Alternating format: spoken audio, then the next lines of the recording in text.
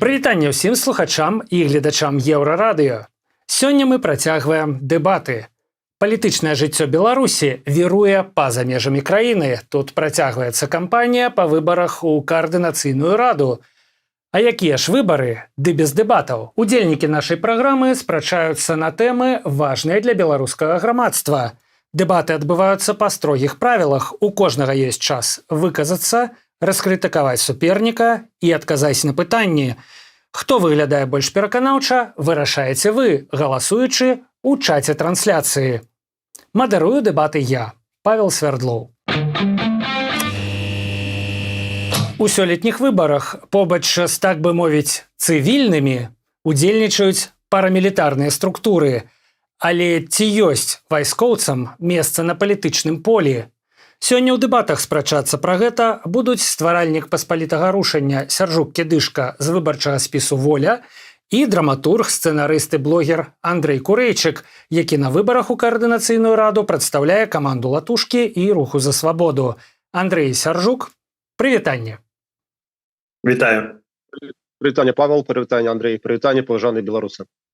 Андрэй Курэйчык, навуковы супрацоўнік, выкладчык Ельскага універсітэта ЗША, драматург, рэжысёр, сцэнарыст, удзельнік каардынацыйнай рады другога склікання. Сяржук Кідышка, дэсантнік, сустваральнік патрыятычна-спартовай арганізацыі беларусаў у Польшчы «Паспалітае рушанне», удзельнік каардынацыйнай рады другога склікання. Для пачатку некалькі разагрэвачных пытанняў. Найперш, каротка абазначце сваю пазіцыю па тэме дэбатаў. Каротка, таму што для разгорнутага выказвання будуць яшчэ, уласна, дэбаты. Андрэй, давайте пачнем з вас. Дзякуй вялікі. Я бы так агучыў сваю пазіцыю.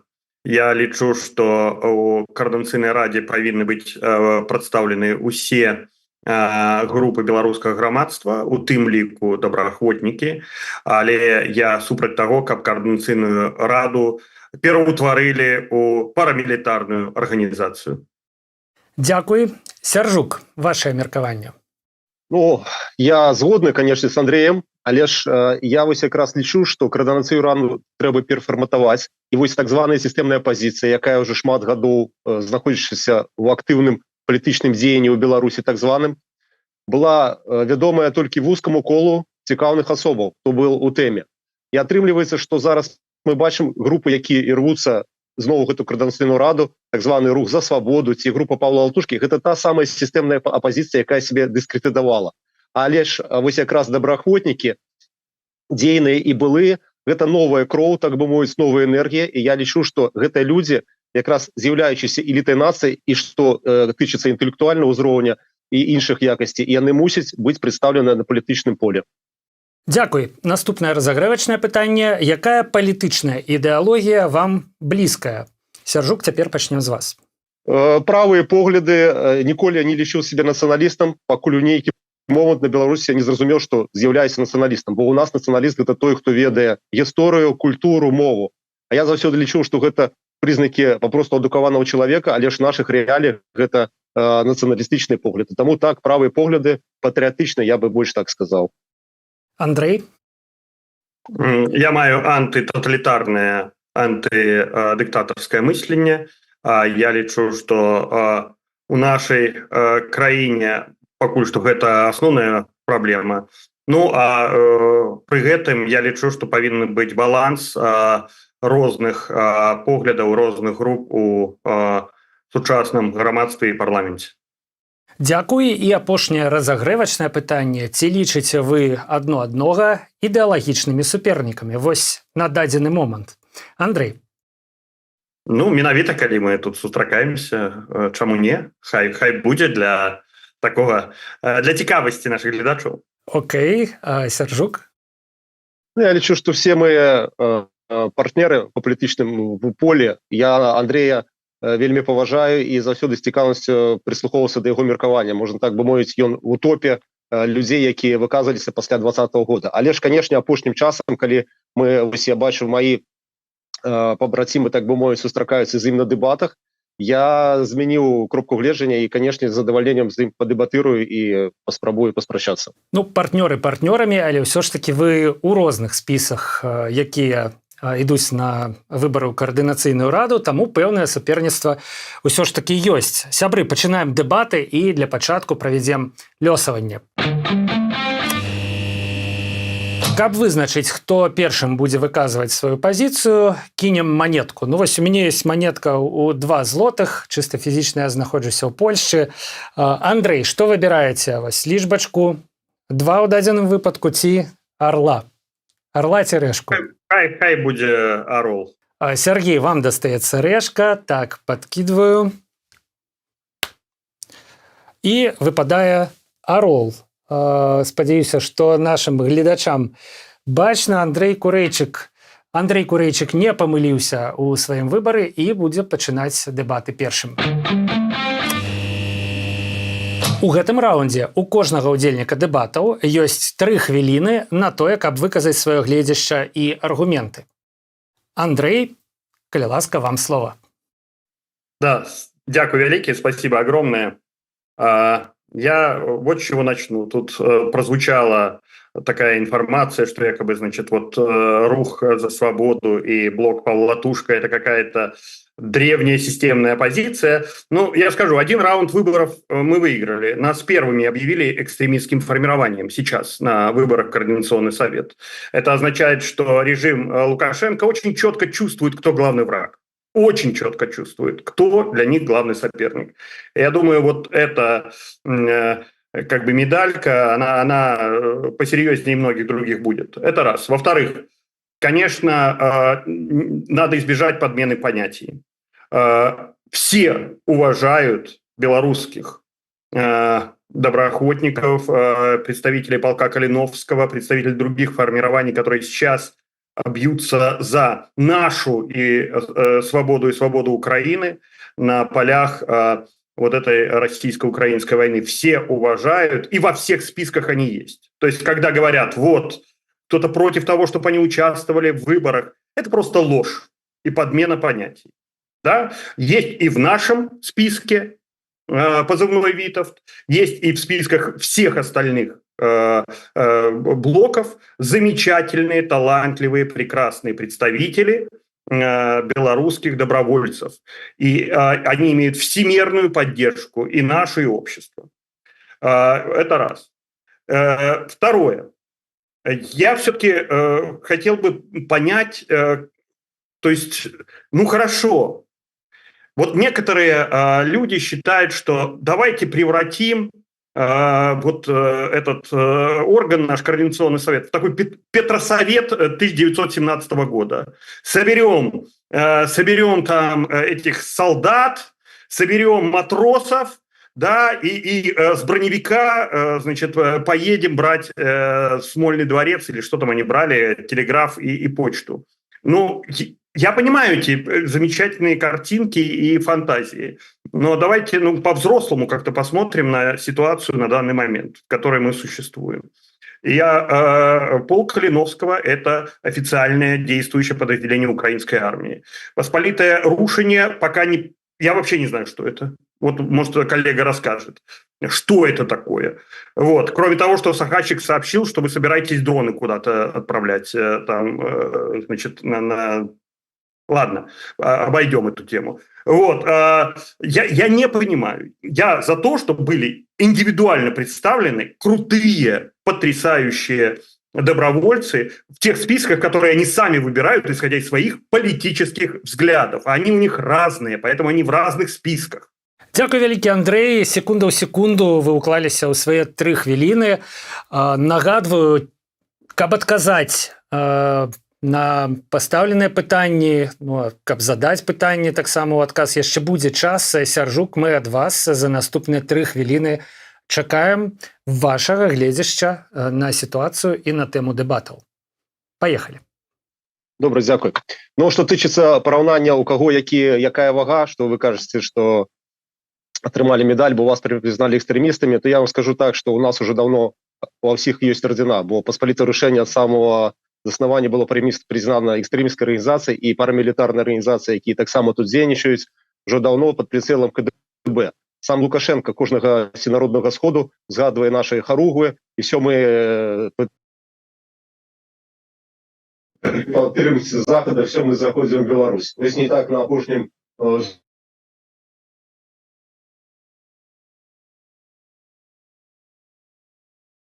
это что тычыцца вае. Другое пытанне.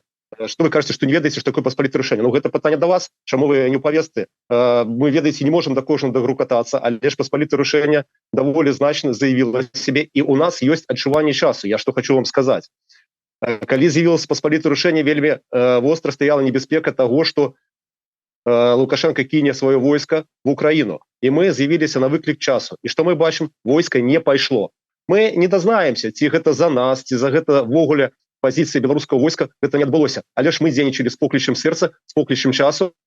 Мы былі гатовы, выніку чаго сустрэць гэта лукашысцкае войска, і гэтага не адбылося. Таму я і хочу сказаць, што зараз вельмі часы небяспечныя. Некаторыя рэчы, якія мы ўжо не думалі, што они нават магчымыя, мы ўжо абмяркоўваем, нібыта гэта паўсядзённая павестка. Мы ўжо абмяркоўваем, а ці будзе ядравы удар з тэрыторыі Беларусі, а як адкажа Еўропа ў адказ па Беларусі. Мы нават уявіць себе не маглі ж такое, што такое магчыма. Так, может быть, давайте пабудуем нейкую сістэму прэвентыўных як бы захадаў наперад. То, што вы згадалі ліст Сахашчыка там, і вось што ён згадаў паспалітае рашэнне, так ужо дана адзнака ўсім, хто можа гэтаму лісту. Тут крыху такая программа была нейкай дезінфармацыі. Ну ладно, я не буду об гэтым. Вось. Наконт таго, што вы кажаце, што парламент ці координацыйная рада можа ператварыцца нейкую мілітарную секту, структуру, яшчэ штосьці. Давайте паглядзім на гэтых добраахвотнікаў, якія кажаце в кожнай структуре. Вось у нас ёсць Андрей Кушніров, пазыўны рыцарь. У яго не так давно былі дэбаты, я паслухал. Так гэта чалавек мае тэалагічную адукацыю. Ён калі казаў пра лукашысцкіх генералаў, што яны вучылись в адных вучэльнях, ён нават не здолеў выгаварыць слова вучэльня. Ён сказал семінарія. Вы уявіце, што у чалавека внутрі, якая у яго адукаванасці, якой унутренні мір, але ён уже быў на вайне. Таму тут кожнага трэба разглядаць, я тут з вами пагажуся. Кожную фігуру трэба разглядаць паасобку.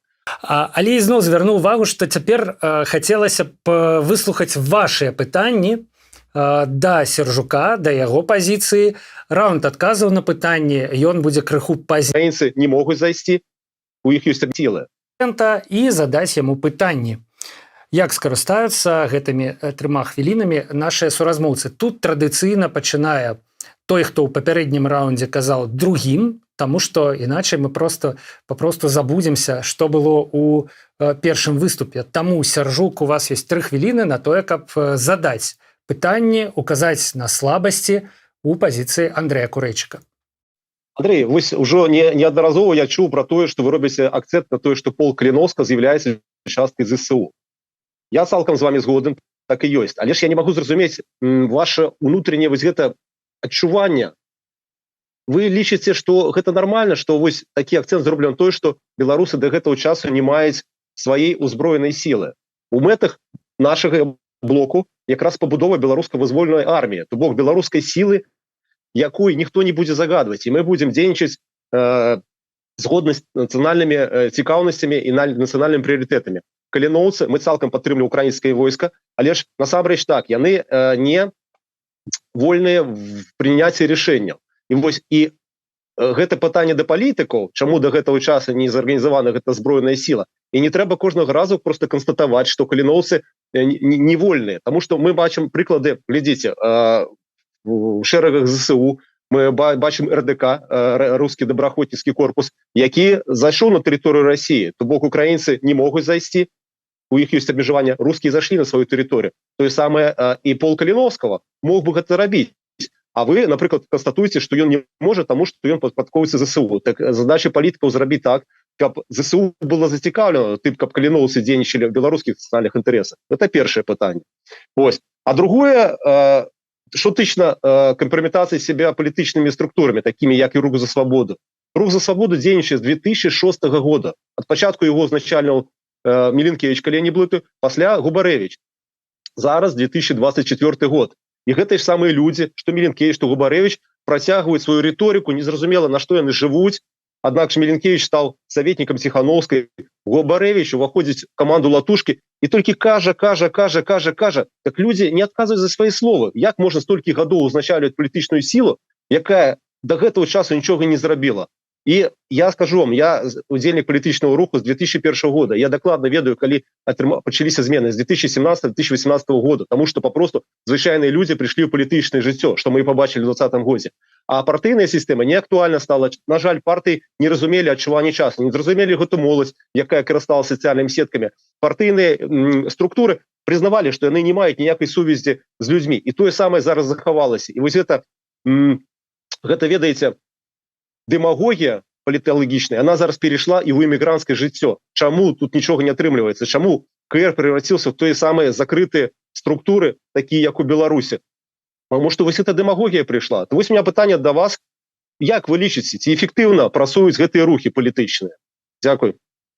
Дзякуй вялікі. Канешне, у крыху дзіўнай сітуацыі зноў апынуўся Андрэй Курэйчык, таму што давядзецца яму адказваць у пэўным сэнсе за Юрася Губарэвіча і за рух за свабоду, ну але тым не менш гэта, Андрэй, ваш спіс.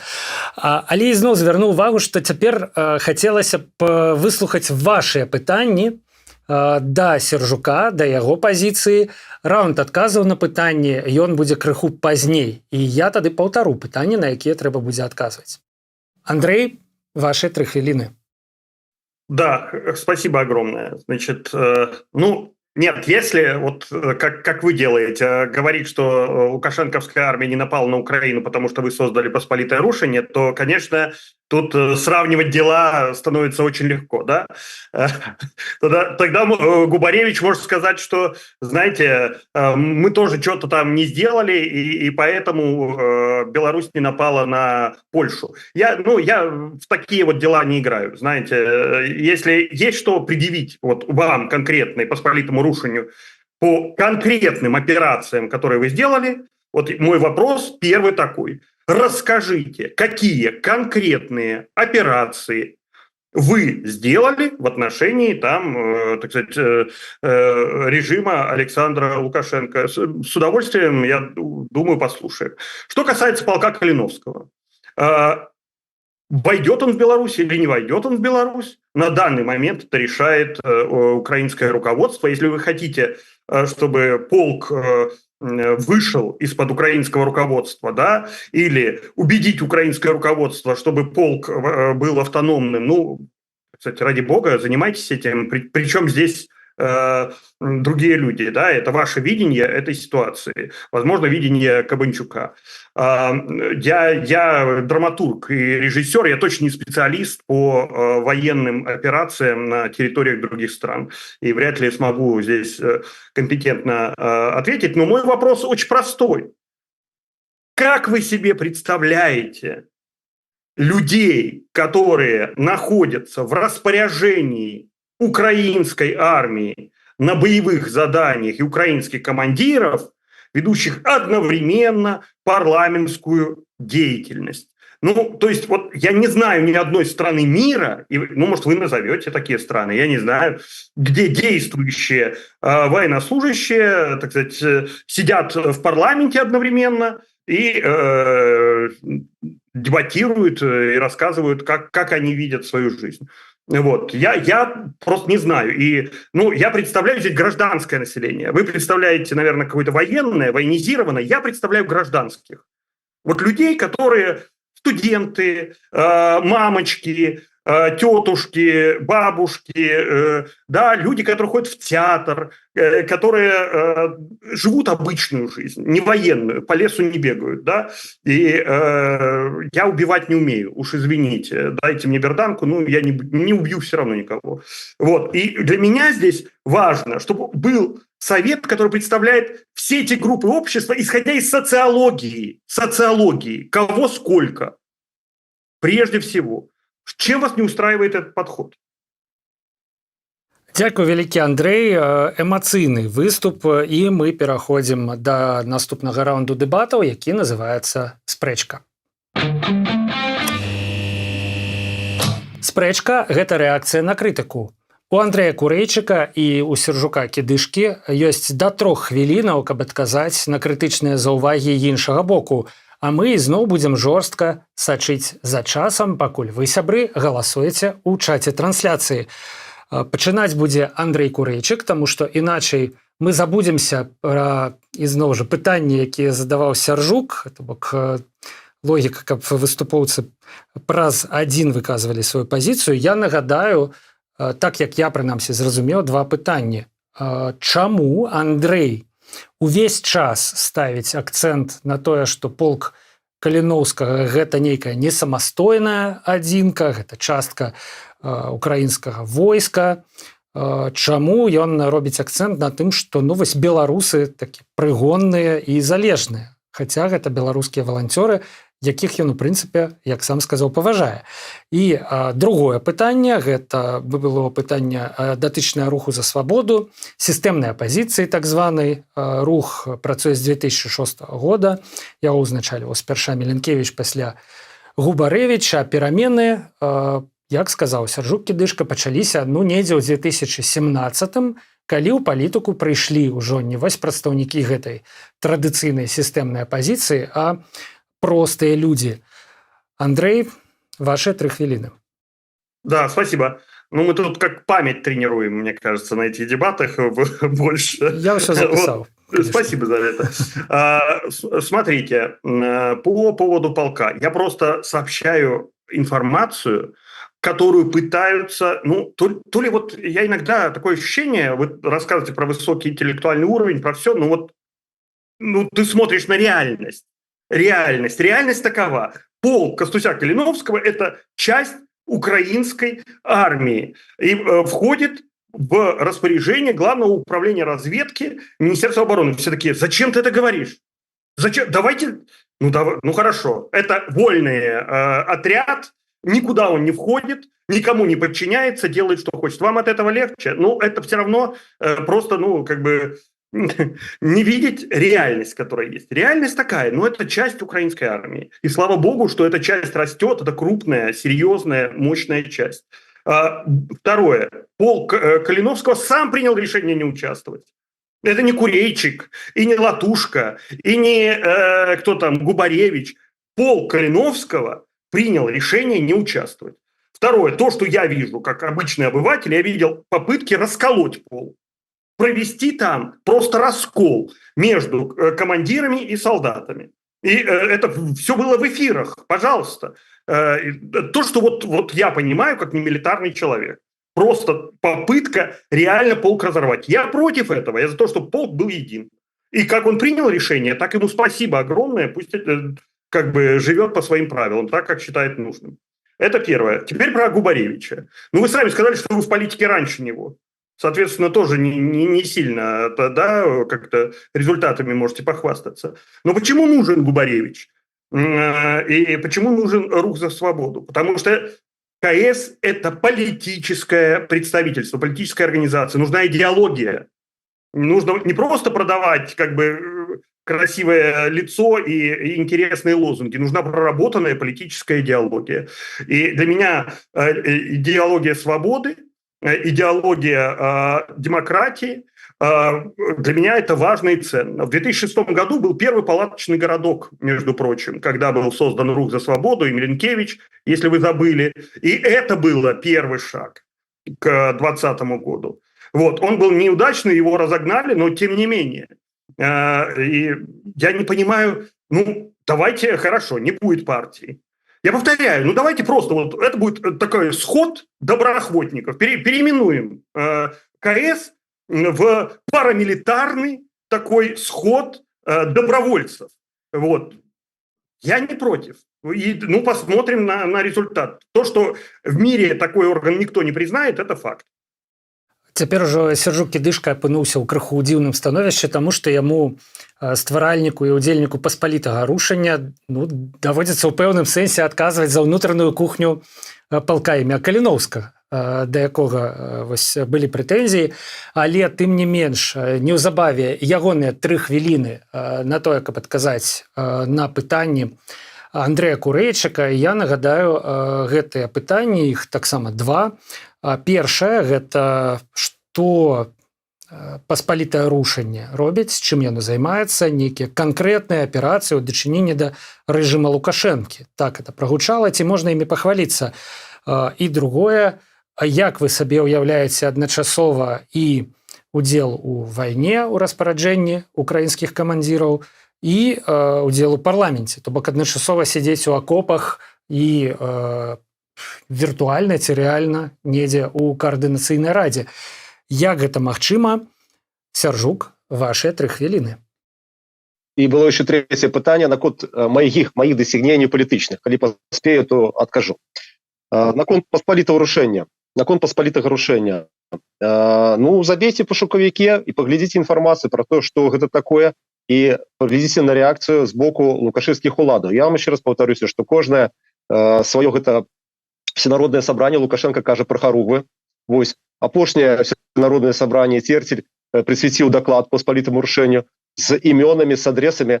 Периодично по БТ у нас проходят репортажи про сливы наших вучений, этого всего. И вы знаете, ведаете, есть такие белорусские знак якости, когда Лукашенко кажа, значит, это имеет сенс. Что дотычно такого складника, ведаете, мы по деяниям в отказ глядим на наши деяния.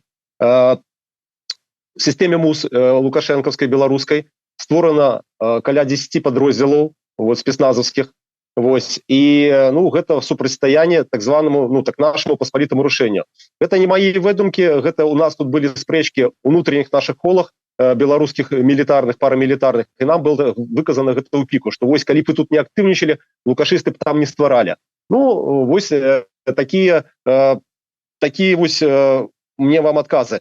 Больше подробязно, ведаете, я не могу отказать, потому что есть такие термин шум войны, туман войны. Ну, что вы запытываете? Вы же не будете у каліновцаў запытывать, а дзе яны сёння на нуле сидят. Есть нават такие правила, что они могут некие відэаархіўныя матэрыялы показывать праз месяц, альбо больше после того, как там с позиции гэтых яны сышлі. У нас то же самое. Они показывают. Показывают праз месяц, альбо праз 2. Но что, никто онлайн не показывает, и в Украине это заборонено. Ну, расскажите, что было месяц назад у вас. У нас, так я вообще раз буду, я, до речі, зараз уже не з'являюся членом паспалітага рушэння, так само пошукайте, калі у вас информацию. У меня мало часу, у меня хвилина засталася. На конт ПКК, и вы кажете, не ведаете ни одной краины. Я вам скажу, Украина, какая так называется, Беларусь. В Беларуси дозволено быть чальцом узброенных сил. У меня полковник, калі я служил, он был делегатом, гэтым кандидатом в парламент. А вы, ведомый вам человек, я нагадаю вам Франка Вечорка, запытайся, як служил в терміновую службу и достал всех своих командиров, бо потребовал удела выборов. Я сам сержантом был у войска, я с тяжкостью уявляю, как у меня боец удельничал в выборах. А вось Франк Вечорка удельничал, потекайтесь, переласка.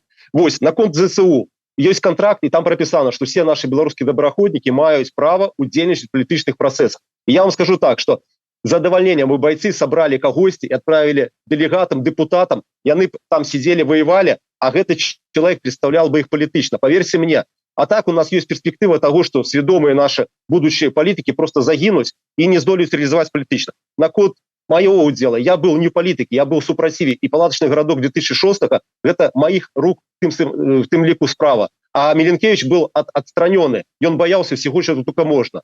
Вось. И мы вытягнули, я был в Зубре, и Зубры вытягнули это все. Дзякуй вялікі, Сяржук Кідышка, за гэты эмацыянальны выступ і ад гэтай сапраўды гарачай спрэчкі пераходзім да заключных словаў. Гэта апошняя частка дэбатаў. Супернікі маюць па 3 хвіліны, каб патлумачыць, чаму менавіта той, а не іншы бок быў больш пераканаўчым, чаму менавіта той, а не іншы бок перамог. Пачынаем з Андрэя. Калі ласка.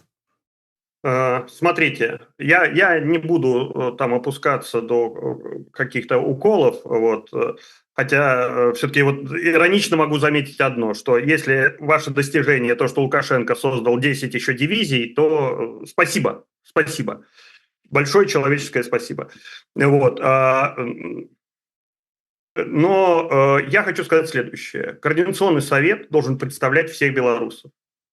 Это не представитель одного полка или не представитель отдельной группы военных или парамилитарных. И не надо ставить мне в пример белорусский парламент, как а там можно. Вот только не белорусский парламент. Это вы там сами. Как-то, если вы цивилизованную страну мне назовете, нормальную, где так можно, я соглашусь. Но вы не назовете. потому что это просто разные задачи у людей. Да, воевать и находиться в распоряжении своей части 24 часа в сутки и заниматься конкретными боевыми задачами, да, или точно так же 24 часа в сутки заниматься политикой в парламенте. Я считаю, что должно быть широкое представительство белорусов, разных групп, культуры, политики, военных, пожалуйста, никаких вопросов нет, журналистов и всех остальных. И самое главное, той огромной массы людей, которая оказалась за рубежом. Это 500 000 человек минимум за последнее время, а если с предыдущими волнами, так и целый миллион. И эти люди нуждаются в представительном органе, который будет признан международно и который будет иметь авторитет. И авторитет не потому, что там, так сказать, люди с автоматами на учениях бегают, а авторитет благодаря своему политическому весу, стратегическому мышлению и пониманию, каким образом привести Беларусь, желательно, естественно, без разрушения страны, привести к демократическому европейскому будущему. Вот, поэтому я глубоко убежден, например, наш блок, он самый сбалансированный. Там есть представители и политики, и волонтеры, и добровольцы, и деятели культуры, купаловцы замечательные, потрясающие. И именно поэтому Лукашенко первый из всех списков признал блок Павла Латушки именно экстремистским этим формированием. Первым. Потому что он прекрасно понимает вес. Вы можете посмотреть любые опросы и увидеть, что это 50% от всех. И я призываю тоже за этот блок проголосовать. Спасибо. Дякую, Андрей. Сяржук, ваши 3 хвилины для заключного слова. Ну, глядзіце, Андрей не раз уже казаў про тое, што Координацыйная рада гэта палітычная структура. Хаця калі ему задавалі пытанне, чым вы будете займацца пасля, калі вы будете абраны в Координацыйную раду, Андрей адказаў культурай. Я хочу сказаць, што культурай нішто не замінае Андрею зараз займацца. Як я, напрыклад, займаўся тут дзіцячай адукацыяй в эміграцыі. Так, для гэтага не трэба ісці в Координацыйную раду. Вось, а што датычна, напрыклад, самой великой группы Павла Латушка, так я ведаю шмат каго з гэтага спісу. Гэта реальные люди культуры, как, напрыклад, Игорь Сигал. Яны ідуць, каб падтрымаць Павла Латушка і каб спадар Павел прайшоў гендерныя квоты. І гэтыя людзі пасля не будуць займацца палітыкай. Гэта дакладна вядома, бо я ведаю, чым яны займаюцца. Вось, так навошта зараз забіраць гэтыя месцы пад сябе і не пропускаць, напрыклад, тых самых добраахвотнікаў ці людзей новых в палітыкі. Вось, толькі за кошт таго, што Павел Латушка і яго група мае большую вагу. И не надо за него отвечать. Андрей, у вас были 3 хвилины. Ну, я еще раз скажу, что я ведаю эту фигуру. Ну, хутчэй за все, ну, як и купаловцы, яны будут займацца творчеством. Вы сами сказали, будете заниматься творчеством. Вось. Что тычыцца, я кажу еще раз, адчуванне часу. Год тому я прайшоў кааптацыю Координацыйную раду другого склікання, як вы таксама быў в гэтым другім скліканні. Я тады агучыў, што я буду займацца пытаннем стварэння беларускага вызвольнічскага войска і акцэнце на тым, што гэта актуальнае пытанне. За гэты год я не знайшоў у Координацыйнай радзе ніводнай фракцыі, ніводнага чалавека, які цікава была гэтая ідэя. Вось, зараз мы ідзем ужо не адзін добраахвотнік, не адзін прадстаўнік мілітарнага руху, а нас уже шмат. То бок яшчэ больш прыйшло адчуванне часу таго, што гэта патрэбна. І вось наша праграма, якраз наша група, кажа пра тое, што гэта трэба неадкладна рабіць, таму што Беларусь фактычна знаходзіцца ў стане вайны. Вось, на жаль, ужо пытанне культуры і чагосьці адсоўваецца на другі план, на другі парядак. Вось. І я не крытыкую палітычных прадстаўнікоў. Крыху я спрабую зараз вам сказаць, што часы зараз іншыя. Трэба ўжо рыхтавацца да сілавых. Як вы мне падзячылі за 10 дывізій, які стварыў Лукашенко, так ён бы і так іх стварыў. Таму што такі час, тоталітарызм, вайна, саюз з Расіяй, ну паглядзіць, што адбываецца.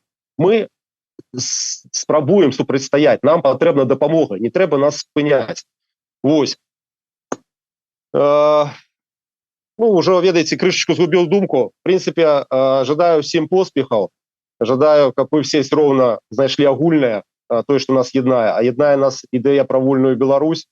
Вось і хай беларусы зробяць высновы і добры выбор. І дзякую, і жыве Беларусь.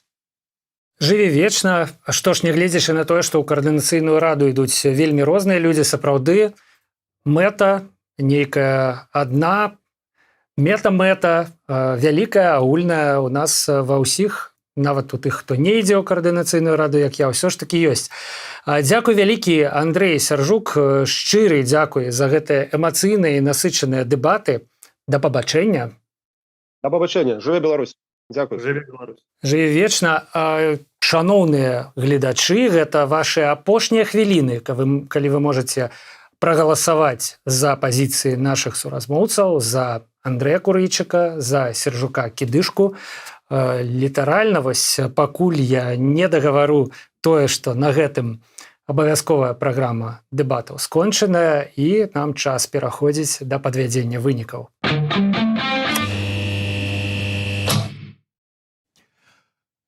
Усім прывітанне. Мы зараз пераходзім да так званай неабавязковай, можа быць, часткі нашых дэбатаў, хаця, як па мне, дык яна можа быць нават дзесьці і больш абавязковая, чым самі дэбаты, таму што у нас эксперт. Звычайна перад гэтым у нас быў Паўлюк Быкоўскі, медыаэксперт. Зараз мы правялі такую замену. І яшчэ адзін эксперт далучыўся да абмеркавання дэбатаў і нашых гасцей. Медыаэксперт, рэдактар Рэформ Бай Фёдор Паўлюченко. Прывітанне, Фёдор.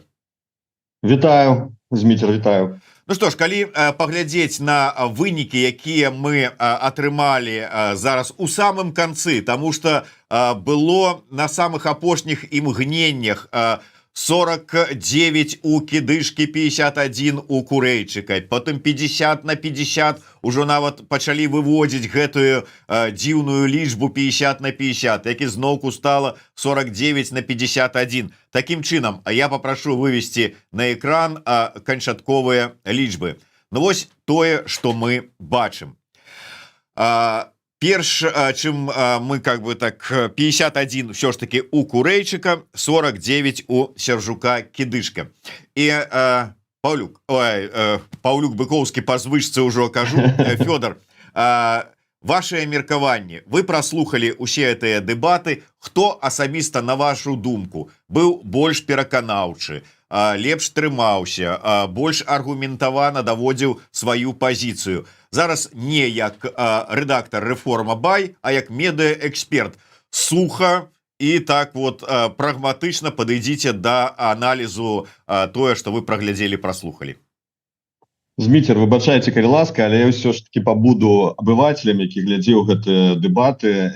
Не ведаю, як выказацца як эксперт, хай будзе Паўлюк Быкоўскі экспертам, але адзначу, што было шмат эмоцый, безумоўна, і мне падалося, адразу адкажу на пытанне, аргументацыя Сяржука Кідышкі больш моцнай. Андрэй Курэйчык хутчэй працаваў на эмоцыі. Вось гэта асноўнае адчуванне, якое я зараз маю пасля прагляду гэтых дэбатаў.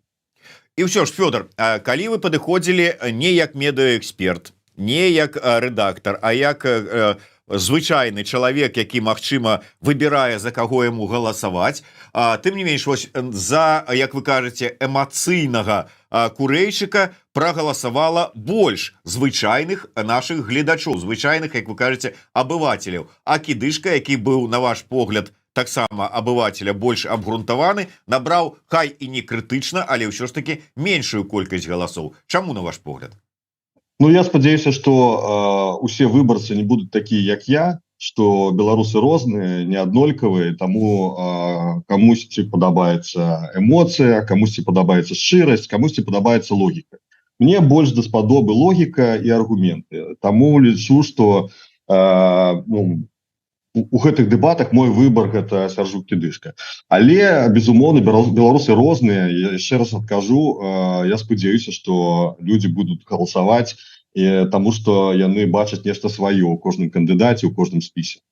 Але калі вярнуцца да тэмы асноўнай дэбатаў пра страх Лукашэнкі нібыта перад тым же самым паспалітым рушэннем і да аргументацыі. Што у аргументацыі Сяржука Кідышкі вам падалося сапраўды пераканаўчым і што не пераканаўчым у пазіцыі Курэйчыка? Мне падалося, што галоўнае, пра што казаў Кідышка, Сяржук Кідышка, гэта тое, што усе беларусы маюць права як удзельнічаць у выбарах, так і галасаваць. Калі у нас ёсць такая даволі вядомая праслойка людзей, якія ваююць, яны маюць права быць прадстаўленымі палітычных інстытуцый. Яны маюць права мець свой спіс, мець сваіх дэпутатаў, прадстаўнікоў палітычных. І тут лічу, што гэтая аргументацыя спадара Сяржука, яна больш трапная. Мне падабаецца гэтая аргументацыя. Тое, што казаў Андрэй Курэйчык пра тое, што мы зробім з Координацыйнай рады нейкую там Петроградскі савет, неяк такая была аналогія. Я так разумею, што там мелася на ўвазе, што будуць людзі са зброяй, розныя матросы і жаўнеры. На мяне гэта аргументацыя не працуе. Я не зразумеў, што меў на ўвазе Курэйчык, і таму лічу, што больш дакладна выказаўся Сяржук Кідышка. Прагучалі такія цікавыя словы, хаця я, можа быць, так іх для сябе пачуў, прачытаў. З аднаго боку, маўляў, што ваярам лепей, можа быць, ваяваць.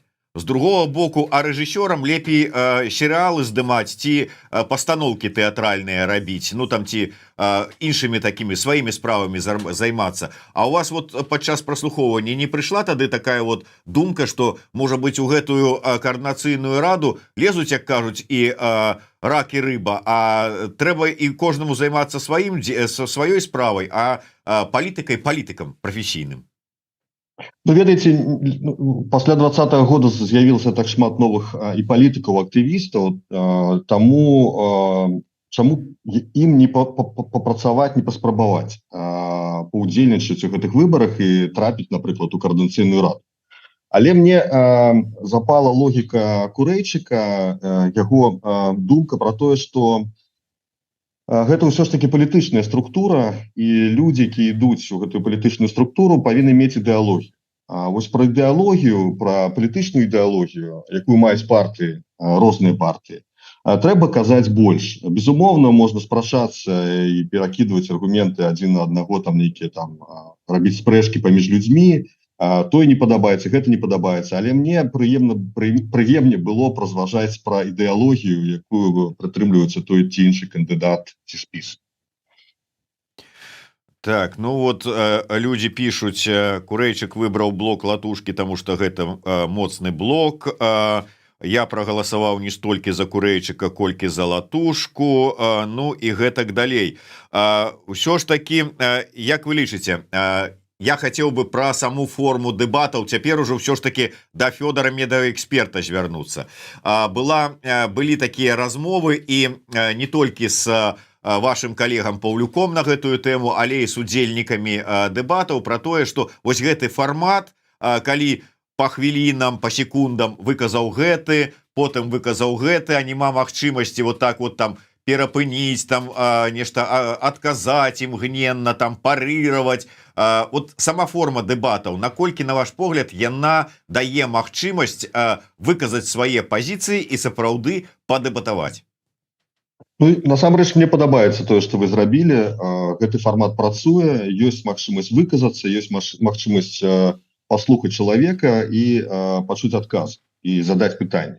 Добра, што вы зрабілі. Безумоўна, лепш было б, цікавей было б, калі б гэтыя дэбаты рабіліся ў студыі, каб людзі бачылі адзін аднаго, каб можна было рэагаваць хутка, але павінны розныя быць фарматы. Я спадзяюся, што гэта не адзіныя дэбаты, якія будуць у беларускай медыапрасторы.